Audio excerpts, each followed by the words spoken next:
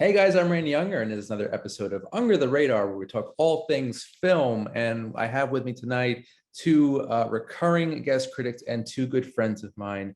We have Miss Rachel Kolb Hi, happy to be back. and Mr. Eric Godfrey. Eric, hello. Hi, happy to be back also. And also between the two of you, the mascot of Under the Radar, Dobby. How's Dobby Yes. doing? Oh, Dobby is doing well. He had a very, very long walk today, so he is tired. He didn't even make it for the last little bit of the walk. He was so worn out. He had to be carried for a little bit. Well, that's what the heat will do to you. I mean, the humidity, poor little guy. Yeah. He's resting now. He's good. So guys, it's been a couple weeks. Hope all is well. And I just want to start off. What are you guys watching these days? What are you streaming? What are you playing, DVD or Blu-ray? What are you watching, Rachel? Okay, so things that I'm watching recently, I am watching Legendary on HBO Max. It is a ballroom competition, and by ballroom, I don't mean ballroom dancing. I mean as in the drag scene of ballroom. In which basically houses compete against each other in competitions, in voguing, in duck walking, in catwalk, all sorts of competitions as part of it. They all wear these really insane fashions, and they put together these numbers based around different themes and different ideas. And they have rotating guest judges. It's all sorts of fun. And I've been watching Drag Race because Drag Race All Winners, All Stars has been going on. So it's all winners from past seasons. And they had Snatch Game a couple weeks ago, which was possibly the best celebrity impersonation I've seen in a very, very, very long time. Just some real creativity on show. And then the last thing I've been watching has been Under the Banner of Heaven, which just wrapped up last week, which is true crime. It's many things that I love, which is true crime and fringe religion.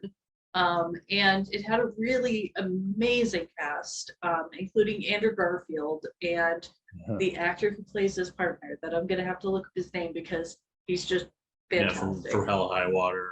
Yeah. Ben Foster? No, he's he's his partner, the cop. Yeah, he's an indigenous actor. He shows up in a lot of he's in projects. Unbreakable Kimmy Schmidt, he plays Jake Krakowski's dad in that.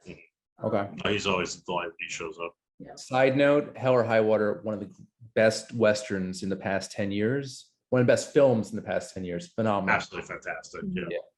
Awesome. Mr. Godfrey, what are you watching, sir?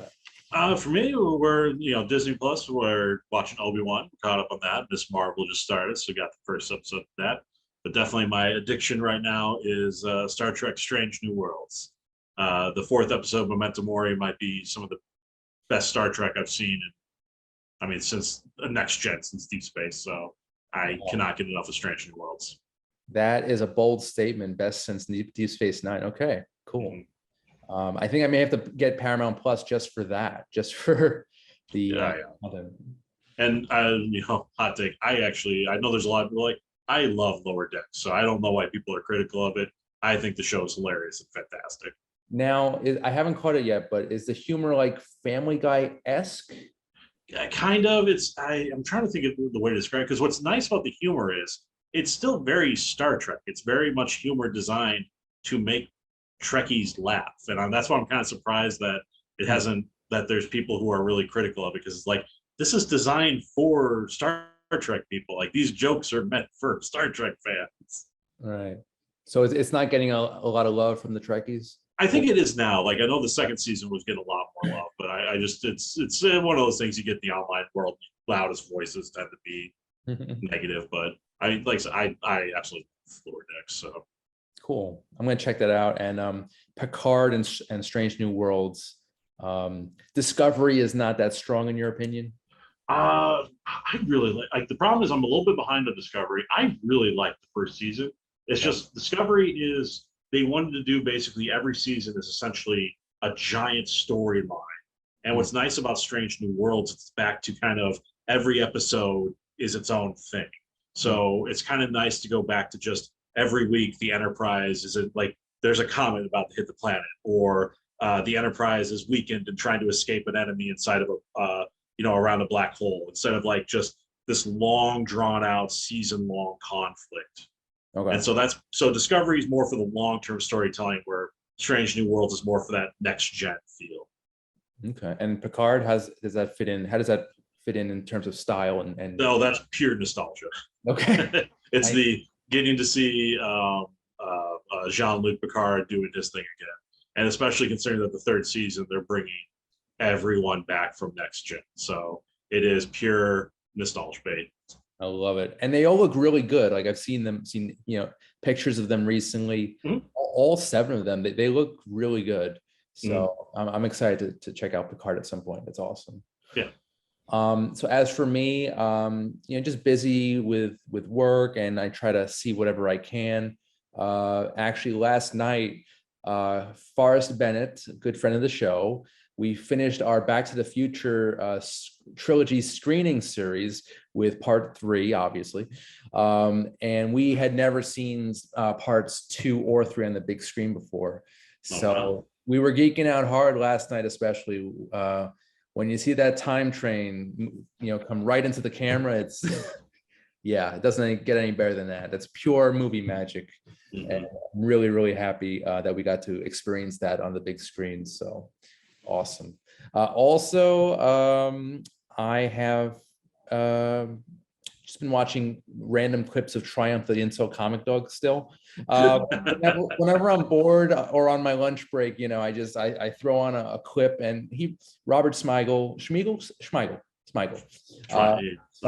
he's hilarious, and just what a great character. It's a puppet. It's so great. And also, I should have mentioned this at the top of the show.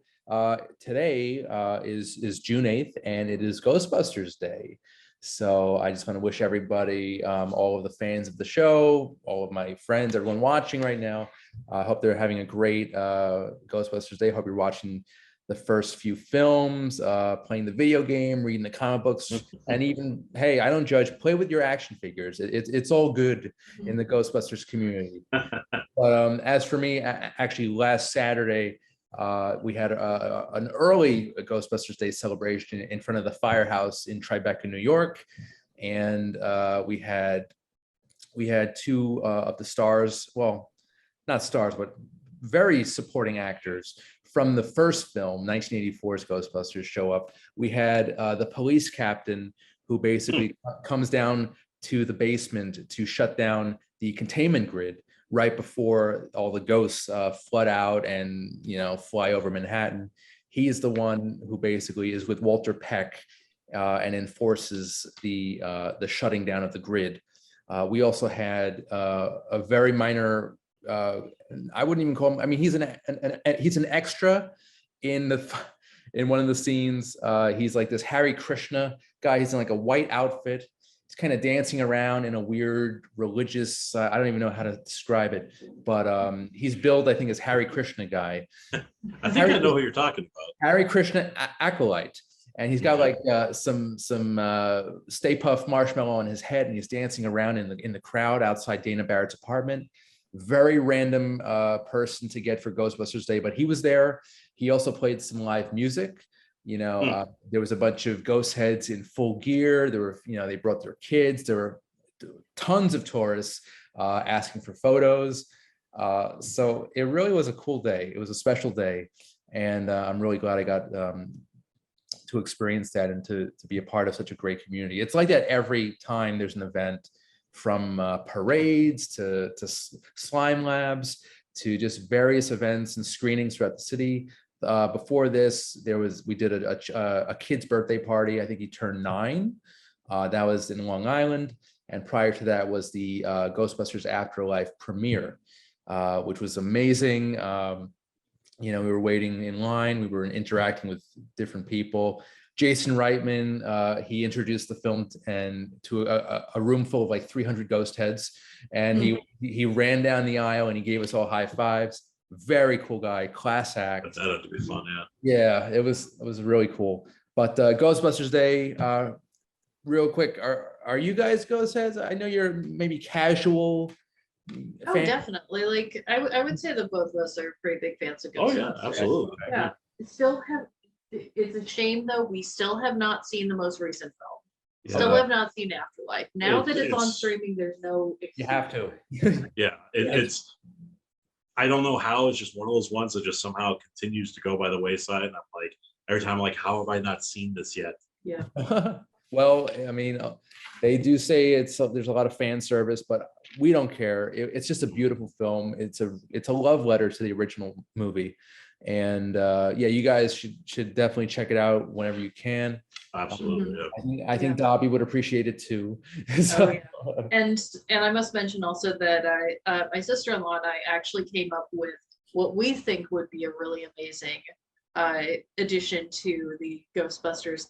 Were you not there for this conversation? No. Yeah, we came up with what we think is an amazing idea, which we'll have to discuss off air because we don't want anyone watching this and getting ideas. Yeah, just But yeah, we have a little bit of an idea brewing for a continuation. To give you a sense of how much my brother and I growing up were big fans of Ghostbusters, we had the toy proton packs that had like the old foam.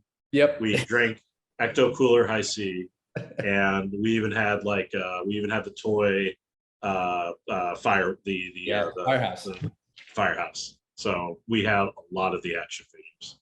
You still do, or are they still in the pack? If we do, there's not much left. We were not very careful with our toys. That firehouse and I go way back. Yeah, just many great action figure adventures in that thing, and not just Ghostbusters related. Batman and Ninja Turtles. I was gonna say Turtles fit very well in there. The ultimate crossovers with your action figures. Perfect. All right, well, so Ghostbusters Day, guys, happening right now. So, but for me, it's Ghostbusters life. So it's not just one day. So I hope everyone is enjoying it.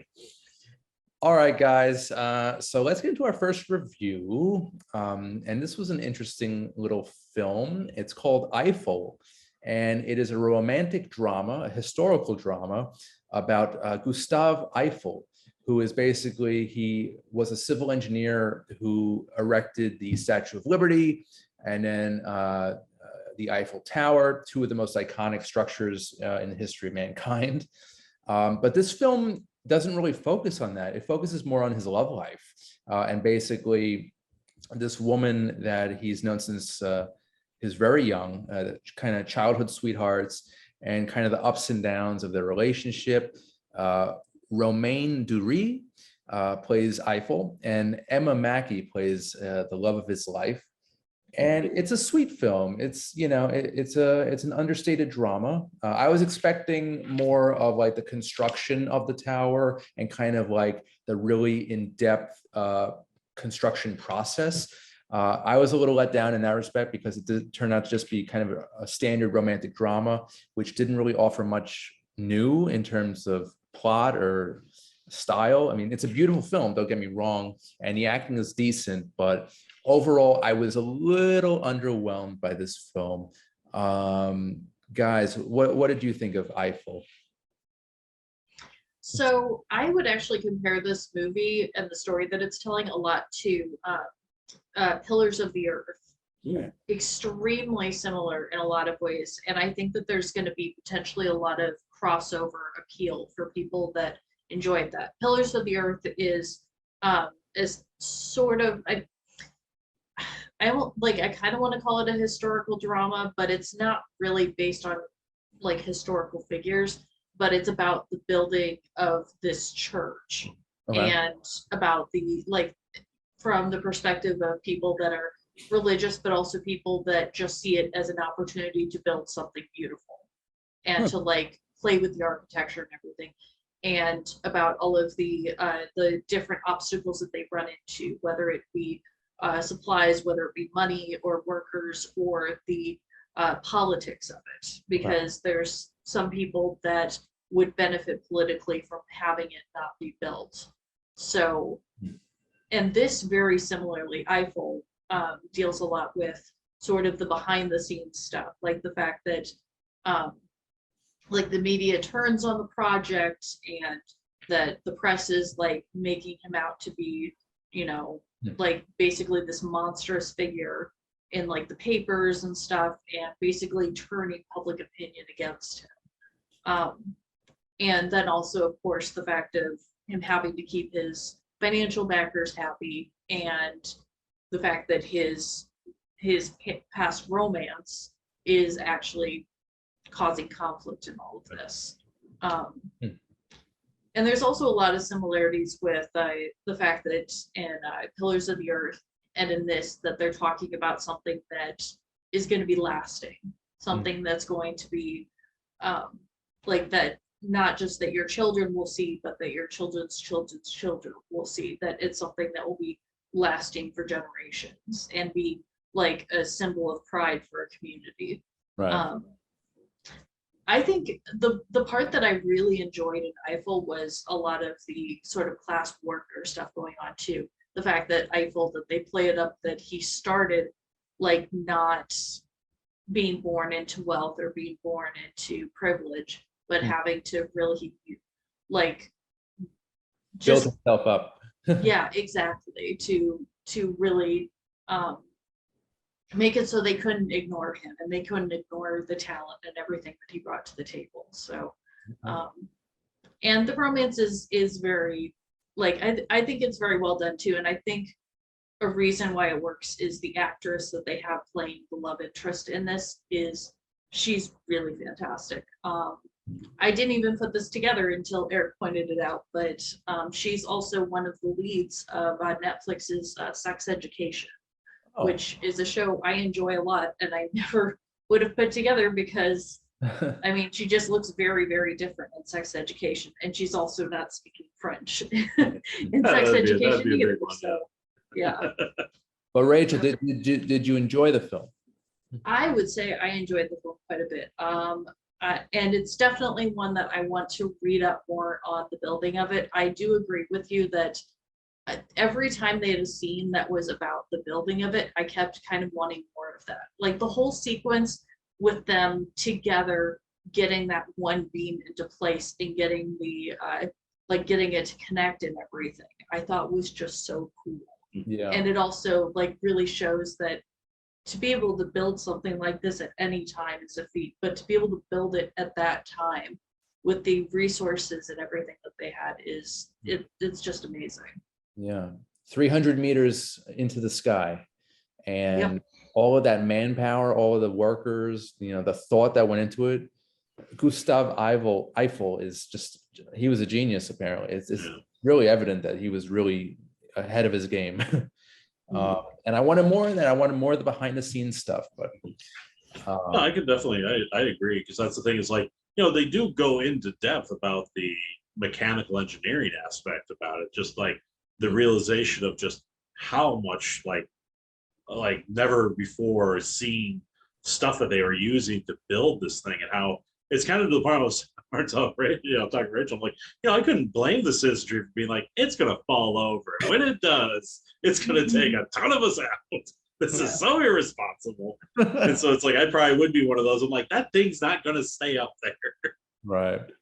And I mean, there's so much that you could have done with the story of this. And there's so many characters that you could have followed that this could have been like an HBO miniseries. Right. Like this could have been something that like a TV event type thing that like lasts for like a whole week. And you could have had like episodes that focused on the workers, episodes that focused, like you could have had an episode that focused on the romance, because like that final payoff and the reveal about the shadow of it is very cool. Yeah, well, that was beautiful.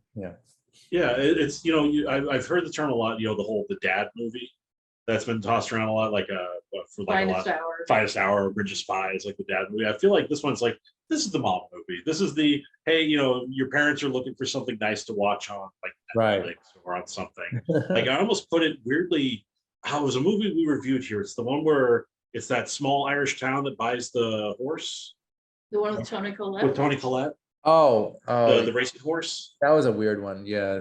It's like I would be like that's your companion piece. It's that Eiffel. I mean, I would even it's kind of a leap, but I would even compare this to Titanic in a weird way. You I mean, know, I can see that vibe. Yeah, you got forbidden romance. the love story balanced out with the historical stuff.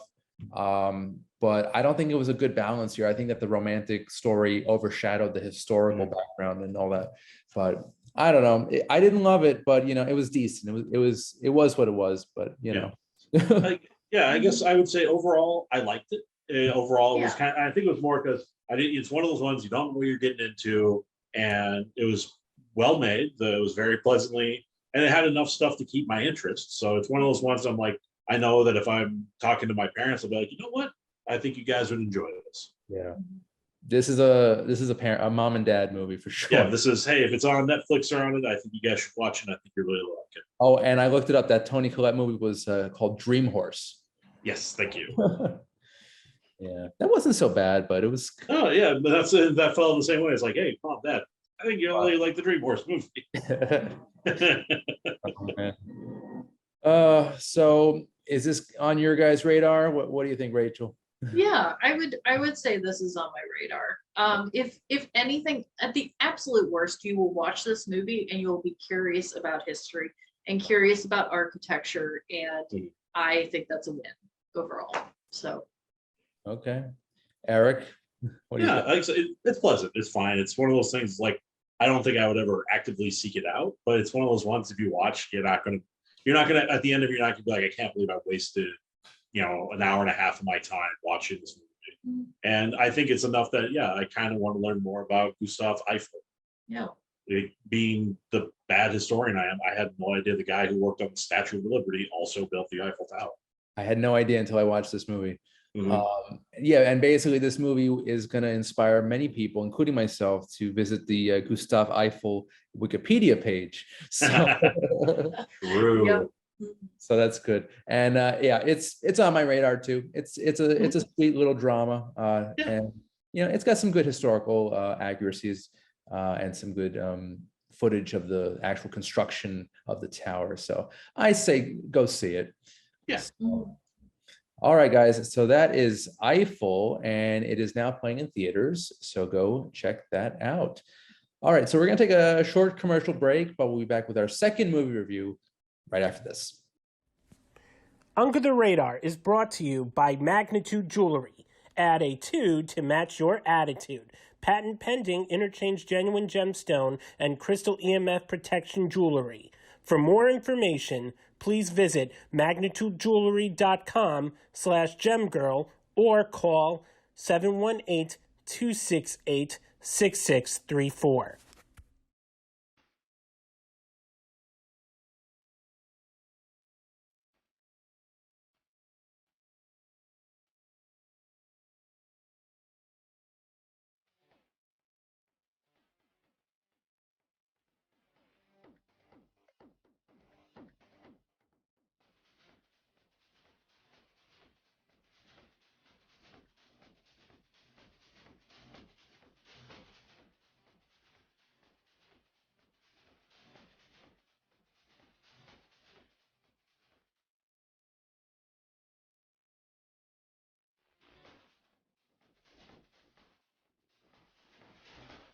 Hey guys, welcome back to the show. Randy Younger, Under the Radar. I got Rachel Kolb, Eric Godfrey. Welcome back, and Dobby, of course. And Dobby, yes. Still passed out. Man of the hour. Oh, too cute, too cute. All right, guys. So we're halfway done here, and we've got our second film, the extremely popular military action drama Top Gun Maverick, the sequel to Top Gun from 1986. It only took them 30. Actually, it was supposed to come out about 2 years ago, but due to production delays and, of course, the COVID pandemic, we did not get this film until just a few weeks ago. And I think it was worth the wait because this is really one fun film. Tom Cruise is back as Maverick, Pete Mitchell, the Navy fighter pilot who basically in the first film, he falls in love with his instructor, and he loses his. There's no spoilers here. It's 36 years, guys. He loses his wingman Goose in an unfortunate accident in the sky. In this film, 36 years later, he basically is pulled into the duties of being a teacher at a naval fighter school, which is known as Top Gun. And actually, Miles Teller plays Goose's son. And we get a little drama there, to say the least, a little resentment. We've got a really great cast aside from Teller. We've got Jennifer Connolly as the love interest, John Hamm, Glenn Powell, Monica Barbaro, Lewis Pullman. These are the new recruits. And also rounding out the cast is Ed Harris and, of course, the Iceman, Val Kilmer. So yeah, a lot of fun with this cast. I would have liked to have seen more of Ed Harris, but that's just me. And yeah, we unfortunately did not have Tony Scott at the helm. He actually passed away a couple of years ago due to suicide, unfortunately. Fantastic action director. He did the first Top Gun, but we had this film in very capable hands with Joseph Kosinski serving as director. And yeah, the aerial footage in this movie is fantastic. I did not see it in IMAX personally, but I'm sure that would have been amazing. It was right. It was great, just standard. It looked great just as a regular film. But the aerial scenes are great. The action is awesome. The drama between Teller and Cruise is fantastic. I loved every scene that they were in together. Even the stuff with John Hamm as the kind of this, I guess, antagonist role, and even the love interest with Jennifer Connelly was really well done. So there are flaws in the film, but from my viewpoint, the pros outweigh the cons. And I think I'm going to see it again, probably in the theaters, maybe in IMAX. Guys, what did you think of Top Gun Maverick? I guess I'll start out here because so probably out of the three of us, I'm the least excited typically about Tom Cruise movies. I'm not really a big fan of him, mainly because a lot of his personal life stuff has just seeped too much into his own work. However, I really enjoyed this film. I thought it was really excellent. I thought that Miles Teller was definitely giving some big whiplash energy in this. It's funny because right before we were recording, I was thinking about the beginning setup of this movie, that he's working on these planes that are still requiring a pilot. Everyone, including like Ed Harris, keeps telling him, you guys are going extinct. Eventually it's just going to be these unmanned planes.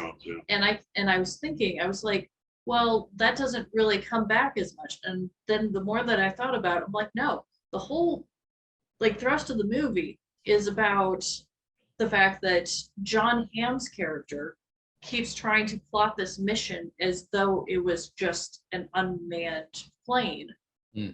And that he's not considering like that it's possible for this mission to be pulled off and for them to actually all get out of there alive.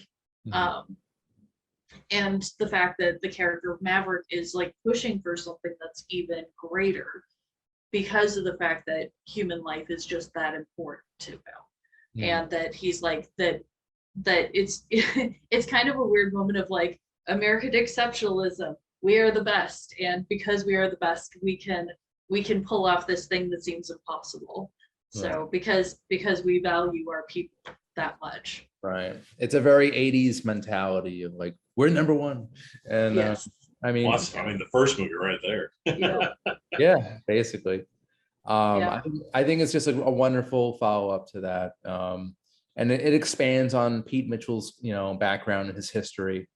And we're going to get into a little Tom Cruise discussion, but I'm with you, Rachel. Like I try to separate his personal life with his acting life, and they're very different worlds. So you got to just keep those separate, and you'll be okay.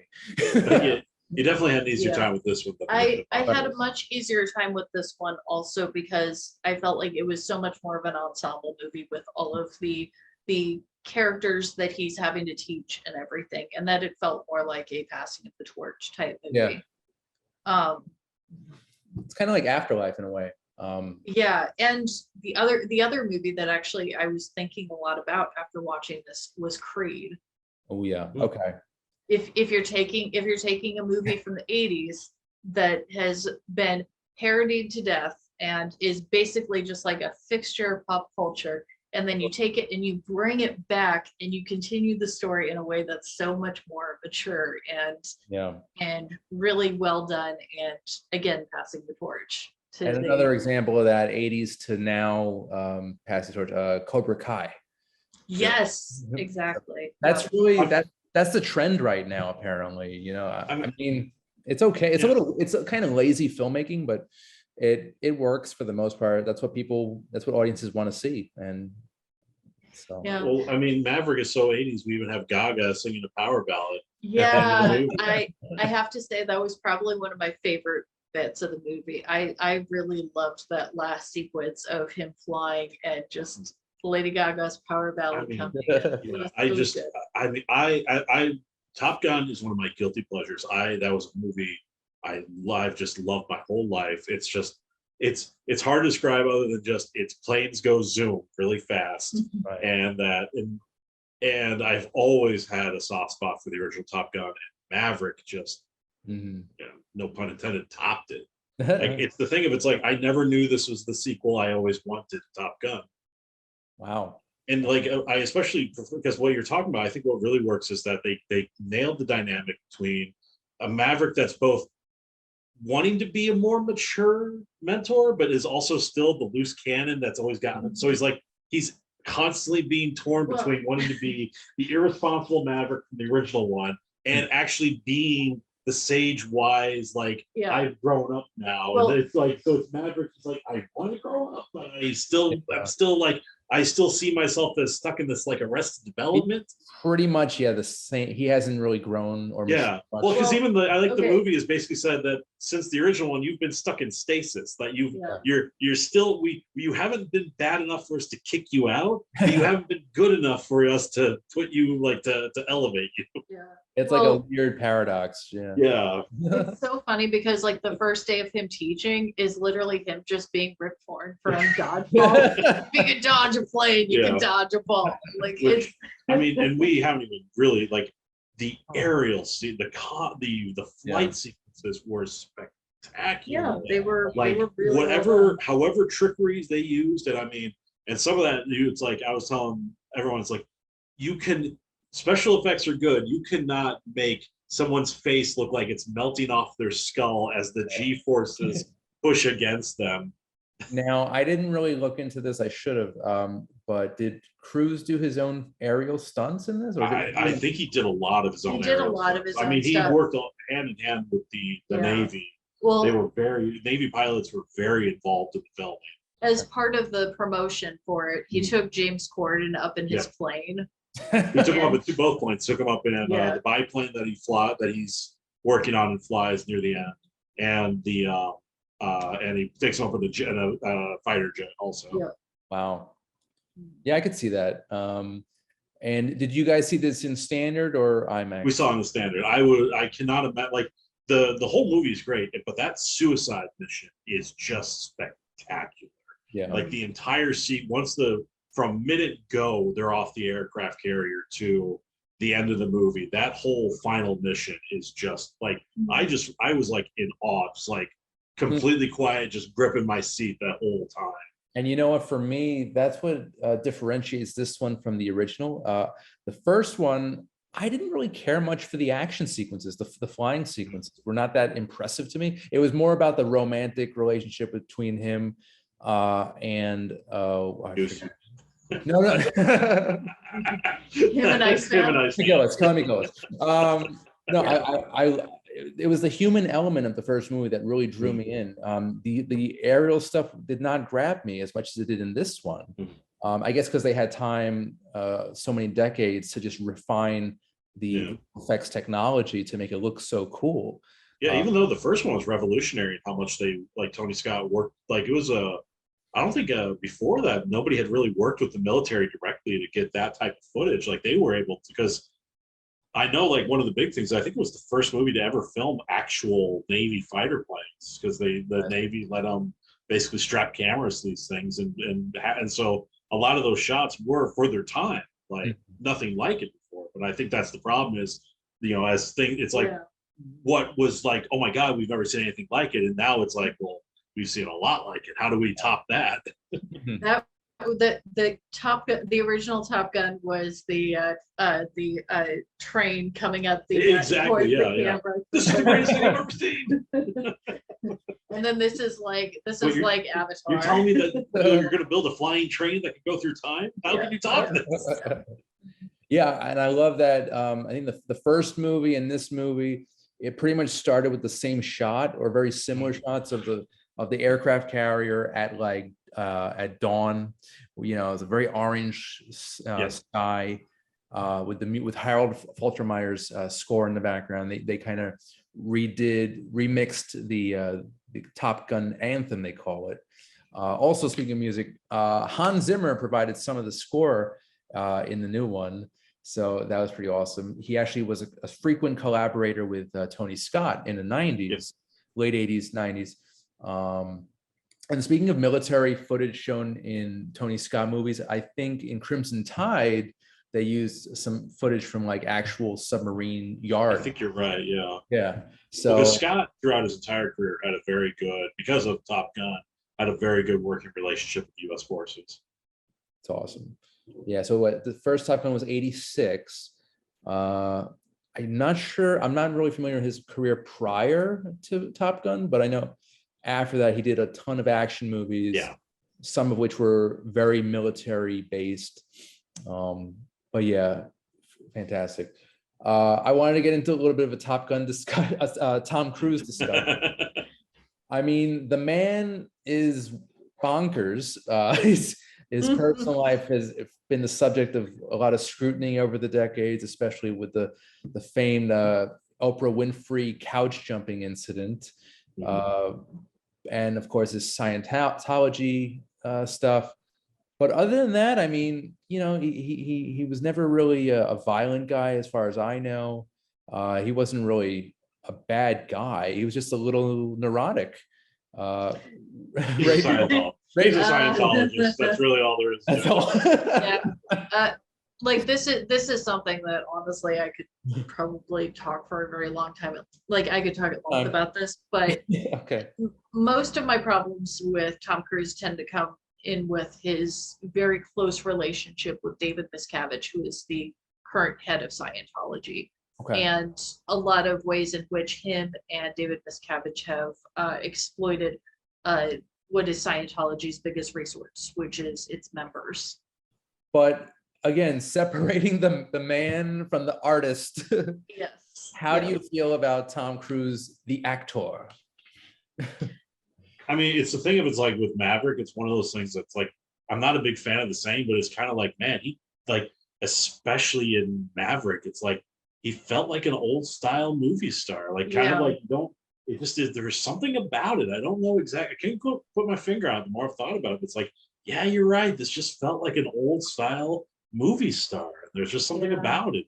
Yeah, maybe it's that damn smile that everyone kept referencing, like that. Even the movie itself was like, stop it with that damn smile of yours. Yeah, he definitely has like that charisma. Yeah, I mean, he had that since the beginning. Like he had that back in Risky Business. Yeah, and the fact that it still hasn't gone at all. Like I said, I always loved every line. The fact that everybody as they're walking away is like, stop it, that damn look of yours. I mean, the man is now 59 years old. He looks at least 10 years younger. He looks phenomenal. He's looked great throughout his career. It's just that smile and put a pair of sunglasses on. It's great. And just the fact that he is so, and what I always have to give him between the Mission Impossibles and this, he is always looking for ways to push the envelope to make, because he is a guy that when it comes to making movies, is very keen about making sure you're entertained. Like you can tell that he at the core wants to make sure if you go to a Mission Impossible, if you go to Maverick, that it's like you're seeing a big movie on the big screen and you're having a good time.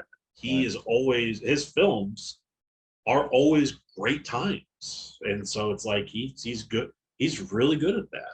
Yeah. And even on top of that, he is actually a very good dramatic actor. I don't know if you guys saw his 1989 turn in Born on the 4th of July. Yep. Another military film. He plays a Vietnam veteran. I think he has like PTSD. He's in a wheelchair at some point. And he was very young. This was 3 years after the first Top Gun. And I mean, it was we were talking Oliver Stone. Anti-Vietnam war movies. I think it's based on a real soldier, isn't it? Based on a real person. I mean, I don't think. Yeah. Who lost both his legs in the war? Yeah, and I mean, like he reliably puts in very good performances in ensemble movies, like Magnolia, obviously just phenomenal in that, and I mean something like Tropic Thunder. Well, I was gonna say Jerry Maguire is very much he's a leading man. Oh yeah, absolutely. I was gonna say, and Tropic Thunder showed a comedic side to him that I don't think I was even that familiar with. That's the side of him we need to see more of. And another film that was kind of different from the standard Cruise filmography entry, Collateral from 2000. Yes. I've been trying to get her to watch that for a while. I actually think as far as that might be one of his best movies. Yes. Like him and Jamie Foxx in that are so good. and with Collateral also, what I loved about the behind the scenes on that was the only way, because they didn't want to cast him because he was too much of it's like you're playing a hitman and Tom Cruise doesn't stand, you stand out. Tom Cruise, you're the most, and so to land the role, he took a USP or a FedEx route through a mall. And so basically he put on he's like, he literally had to go to each of the kiosks delivering the normal FedEx stuff.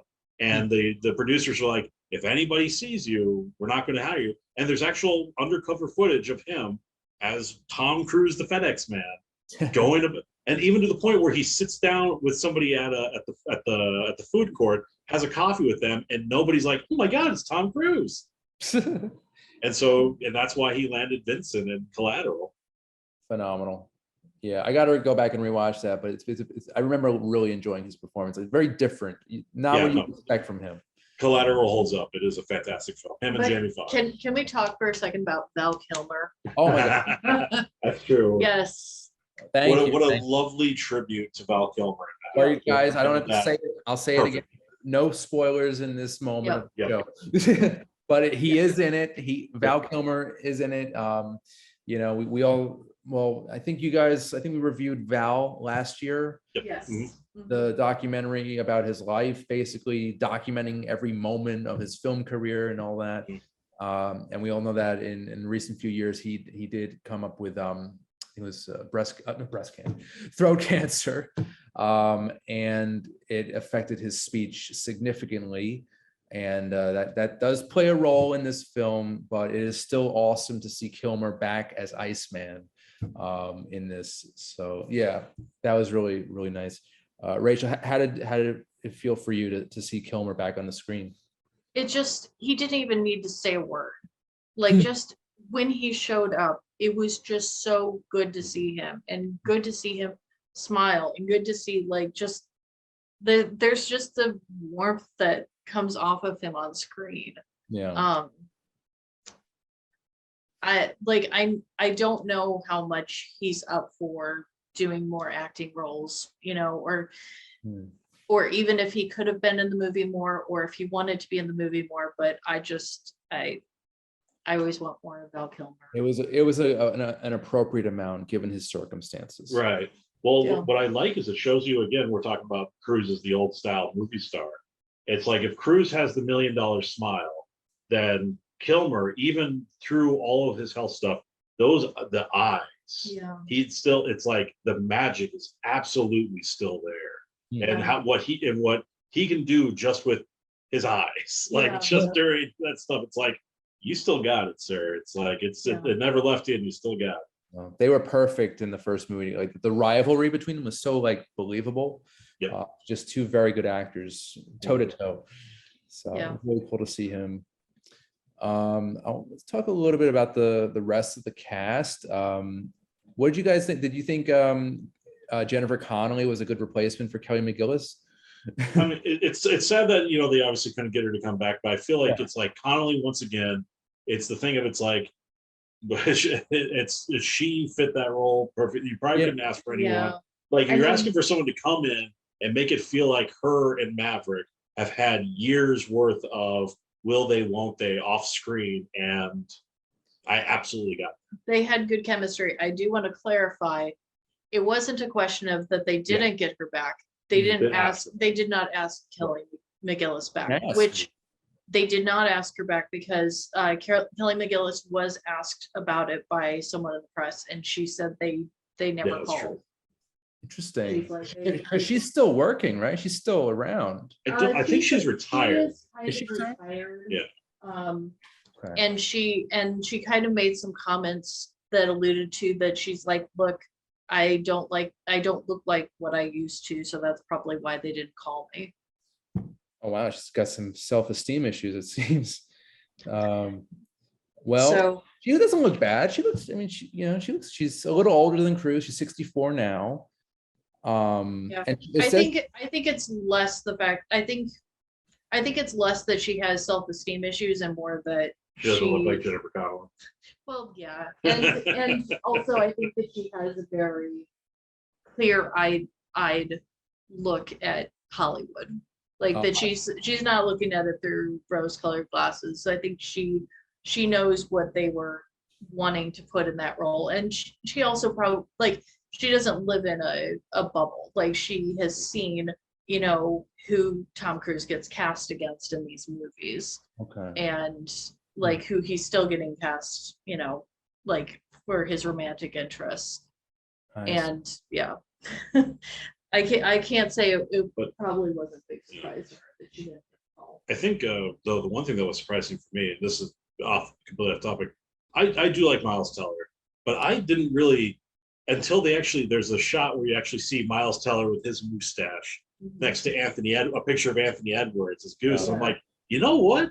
They actually do look alike. Like at first I was kind of like, there's really nobody who looks like Anthony Edwards, but it's like, yeah, I could buy you put the mustache on him and it's like, I can see a family resemblance here.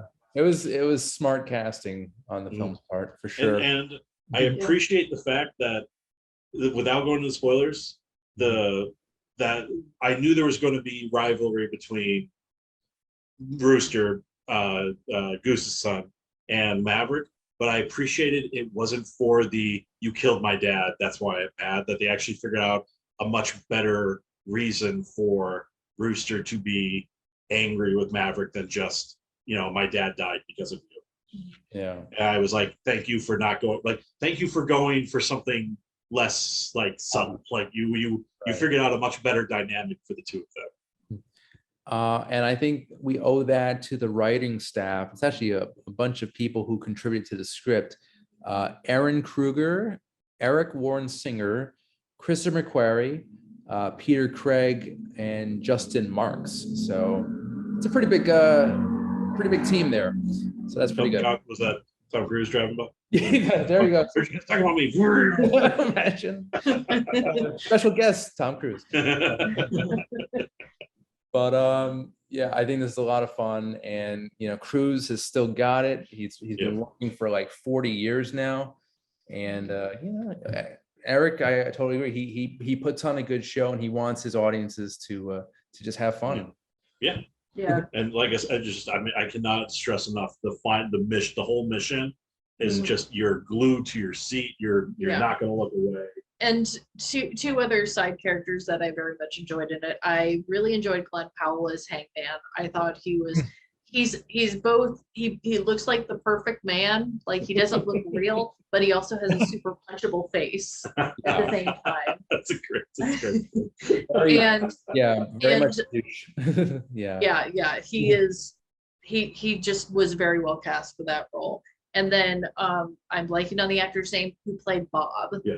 I thought he was excellent. I really and I also him. like the actress who played Phoenix. I Yeah. like her a lot too. Yeah. That's Monica Barbaro. She was pretty Mhm. good. But again, I wanted more Ed Harris as the, I think he was a general or I admiral. think Admiral something. Yeah. I mean, I love everything that man does. I wanted so much more than the 4 minutes he got on screen. I agree. And I think also special shout out to John Hamm for being the guy who's like, Maverick, you keep committing war crimes. You need to stop that. He was well cast. However, I did expect I wanted James Token to be in this. The actor who played Principal Strickland in Back to the Future, who was in the first Top Gun as the bald-headed, angry. I guess he's also a general. I think that's kind of who Ed Harris was kind of filling in for. Yeah.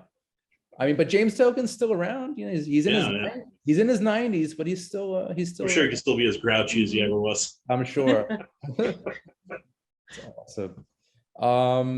So I'm trying to think of, this is just a fun movie, a fun you know, it is the perfect blockbuster. It's like, this is exactly what it's it's entertaining. It's not 3 hours long. Right. Yeah. It doesn't overstay its welcome. It is. Very nice. It's a great succinct story. It's following Maverick. It's following Rooster. You have spectacular action sequences. I have to say also, they did a really great job of setting up the stakes of the mission and setting up the parameters for them to succeed or to fail. Exactly. Like, it's like everything is clear, and so it's just like, this is the perfect summer blockbuster. And you know what? Speaking about the mission itself, it did remind me a little bit of Star Wars: A New Hope. You guys, I'm glad I'm not the only one there. This is what I was talking with Rachel, like the fact that they were supposed to be making a Rogue Squadron, and this is what I want a Rogue Squadron movie to look like. And then now that's been put on hiatus, because it's like Maverick is like what a Star Wars Rogue Squadron movie. Like, I want that type of thing, and it's just like, I guess this is going to be the best I'm going to get. So they say that Galaxy Quest is one of the best Star Trek movies. This is one of the best Star Wars movies. This is the best Squadron movie we're going to get. Awesome. I mean, Maverick basically does use the Force half the time when he's flying. Are we saying that Jennifer Connolly is like one of the guys in the blue band at the cantina? Yeah, basically. I was going to say, like Maverick might as well be a Jedi with how he flies. Yeah, Rooster's gathering everyone around the table. Nice. Oh my God. Yeah, guys. So I really can't say enough good things about Top Gun Maverick. It's just a fun movie. It's definitely going to be one of my favorite movies of the year. And it came out Memorial Day weekend. I think it earned a record-breaking 300 million. Yeah, I think this is Cruise's highest premiere. This it's like after his entire career, like this is like the most, I think, the best movie's ever had. And I think it's still number one. It's going to probably continue to be number one for the next few weeks or so. Probably till Marvel comes along and swipes the crown, or probably Jurassic Park. Oh, that's this week. Yeah. But it's great. It's a fun one. I recommend everybody go see it. If you're a fan of the original, definitely go see it. And especially if you're a fan of Tom Cruise, the Scientology. Like Rachel here. Yeah. Oh gosh, I got to read that book now, Rachel. All right, so Top Gun Maverick is now playing in theaters and will stream on Paramount Plus after its theatrical run. So that is Top Gun Maverick. Okay, guys, so now I want to get into some coming attractions for this week. We've got Lightyear, which is the prequel animated film to the Toy Story films, focuses on Buzz Lightyear and his early intergalactic adventures. After that, we've got Brian and Charles, which is a comedy. It's kind of a strange, quirky comedy. We've also got a dramedy called Official Competition, starring Antonio Banderas, Penelope Cruz, and Oscar Martinez. And I believe it is a Spanish language film. So that looks pretty good. Anytime you put Banderas and Cruz together, it's a good time. We also have, so it's like a Peter Pan story. It's called The Lost Girls. and it is a dramedy. And Vanessa Redgrave is actually part of the cast, so that's pretty interesting. And rounding things out is a thriller called The Good Neighbor, starring Jonathan Rhys-Meyers and Bruce Davison, who I had the pleasure of interviewing a couple of years ago, actually. He played, Eric, you probably remember the politician from the first X-Men movie from 2000. Oh, yeah. I know what you're talking about. He mutates into the he played Senator Kelly. Yeah, With comics is like the elected for the sole purpose of being like the X-Men did everything bad. We have to legislate against mutants. And he becomes a mutant. Yeah. Spoiler. Actually, I like the fact that they kept him around for the sequel, even after he died in the first one, by having Mystique disguised as Senator Kelly for almost the entire sequel. That X2 actually is one of it might be the best X-Men movie, but that's another debate, another discussion. It's up there. It's either that or Days of Future Past, and I know. Are we not counting Logan? Ooh, good point, Logan. Well, the problem is Logan's the solo movie, so if we're doing X-Men, right? It's gonna be X2, First Class, or Days of Future Past. It's one of those three. Yeah. Yes, I love it. And yeah, so that rounds out the coming attractions for this week. And we have a couple minutes left, guys. I just want to go around and do some plugs. Is there anything you guys want to mention tonight? Rachel, your baking endeavors? Yes. So just to catch everyone up, I recently graduated from culinary school, summa cum laude, smarty pants. And thanks, Eric. And I am the pastry chef over at the Lodge, the Law of Donut Engineering, and you can stop by. We also deliver on Grubhub and other delivery services, and we have like new menus every month. And currently, one of my donuts is on the menu. It's let's see, what is it called? Funfetti at Midnight. Oh, it's so good. Yeah, it's a chocolate funfetti donut. A what? I'm sorry? A chocolate funfetti. Ooh. And what is funfetti? Is it like a sprinkles or? Yeah. Basically like vanilla sprinkles. So you basically made a donut specially ordered for me. pretty much, yeah. I was gonna say funfetti is like Eric's favorite. The way to a man's heart. Yeah. She figured it out in donut form. But we have all sorts of delicious stuff on the menu. We have a keto option. We have vegan options. So stop by. We've got flavors for everybody. So awesome. I love it. Do you guys do any special events, catering? We do actually. We've actually had requests to do weddings a number of times. We actually this past week for National Donut Day, we got a special order from a lingerie company that was educating about the different types of breasts, and we got to make breast donuts. So, what was the nipple? Was it a cherry or? It actually was a cherry. Okay. Yes. I was gonna say, if you want to, she's got pictures. You can definitely share. Yes. Yep. Okay, I'll take a look. Very weird. A lingerie company, really? Okay, they just reach out to you and say this is what we want, and hey. Cool. Eric, anything for you, sir? Nothing on my end. I just Dobby and my wife's donuts. Sounds weird, but yes. And yes, as always, Dobby is on Instagram at Dobby the House Dog. He looks thrilled, by the way. Yes. You can see me go into solo screenings of Mission Impossible, so I don't have to hear Rachel talk about Tom Cruise and motorcycles. Yep. I'll join you for that, Eric. That's awesome. All right, guys. So that about does it. I just want to tell people watching at home and on your devices to watch Under the Radar every Monday at 11 a.m. Eastern on Manhattan Neighborhood Network on the Lifestyle Channel. Also on cable TV channels, Fios 34, RCN 83, Spectrum 56, and 1996. And as always, please subscribe to the Under the Radar YouTube channel and share the wealth, share all things cinema related. The more the merrier. We'd love to invite people into the party, the movie party. So Rachel and Eric, thank you for your time tonight. This was amazing. Dobby, thank you, sir. He's really hamming it up right now. Well, guys, thanks again. And I've been your host tonight. This is Under the Radar. I'm Randy Unger. We'll see you next time. Take care.